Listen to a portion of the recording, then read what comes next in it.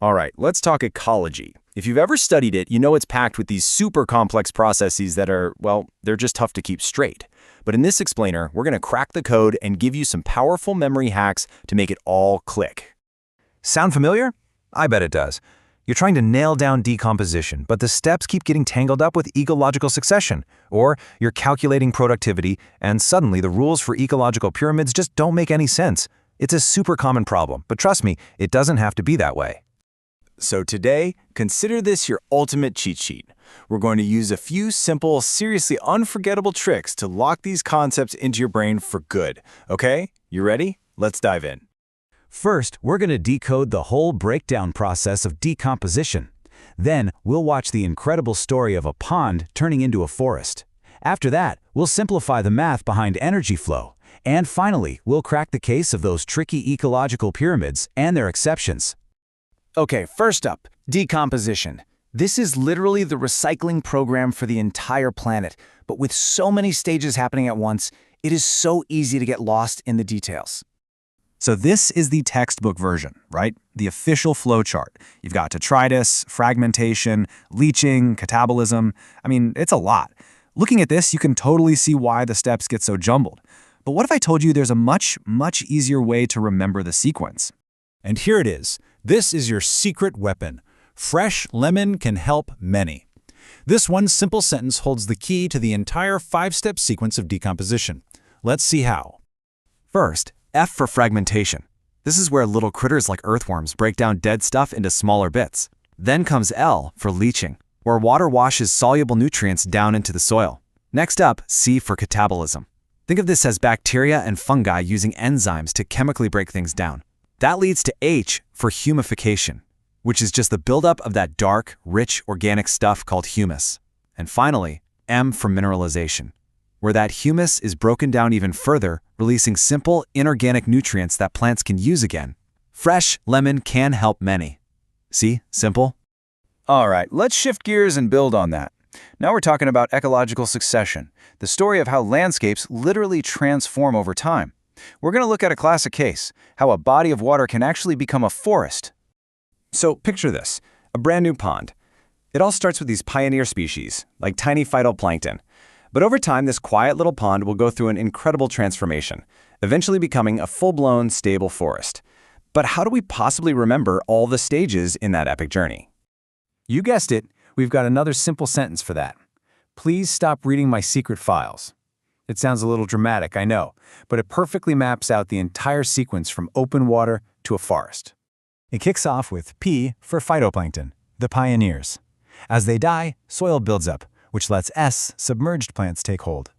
More soil leads to R, the reed swamp stage, creeping in from the edges. As the pond gets shallower, it turns into M, the marsh meadow stage. That drier land is then taken over by S, the scrub stage, with bushes and small trees. And finally, those are replaced by F, the forest, the final, stable climax community. An entire landscape story, all packed into one sentence. Pretty cool, right? Okay, so now let's get into the engine that drives all of this. Energy. Understanding productivity, how energy gets captured and stored, is absolutely key. And luckily, it all boils down to some super simple math. So first you have gross primary productivity, or GPP. The easiest way to think about this is like the gross salary earned by an ecosystem's producers, like plants. It's the total amount of energy they capture from the sun. But, just like with your salary, the plants don't get to take it all home. They have to pay their own bills, the energy they spend just to stay alive. That process is called respiration, or R. Whatever is left over is the net primary productivity, or NPP. That's the take-home pay, the energy that's actually available for herbivores to eat. So the formula is just that simple. Gross minus what's used for respiration equals net. So what happens to that take-home energy as it moves up the food chain?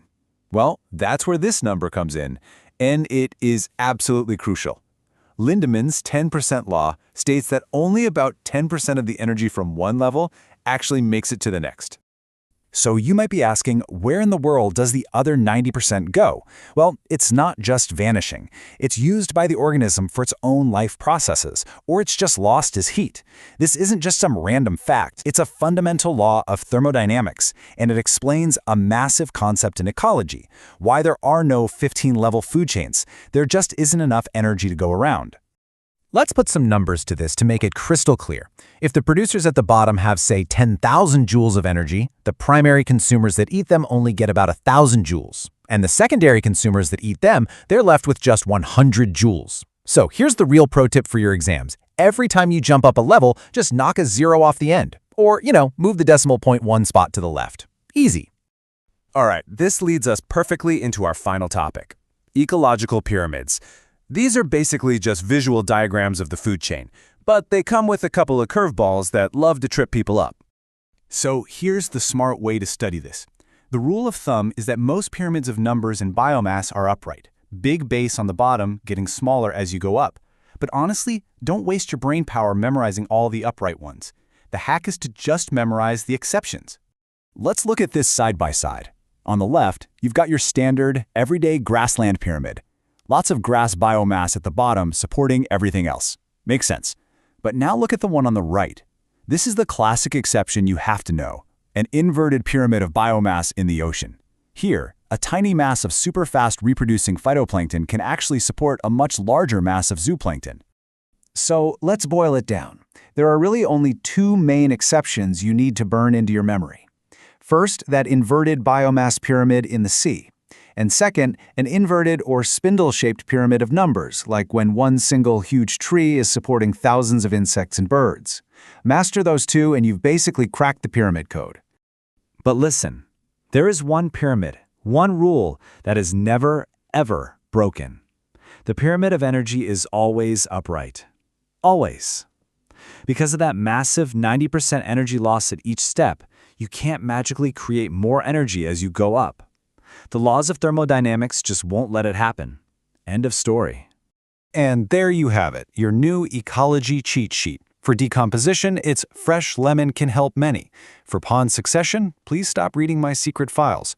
For productivity, just remember gross minus respiration equals net. And for pyramids, just focus on those two main exceptions, the aquatic one and the single tree one. These aren't just abstract rules for an exam. They govern literally every ecosystem on our planet.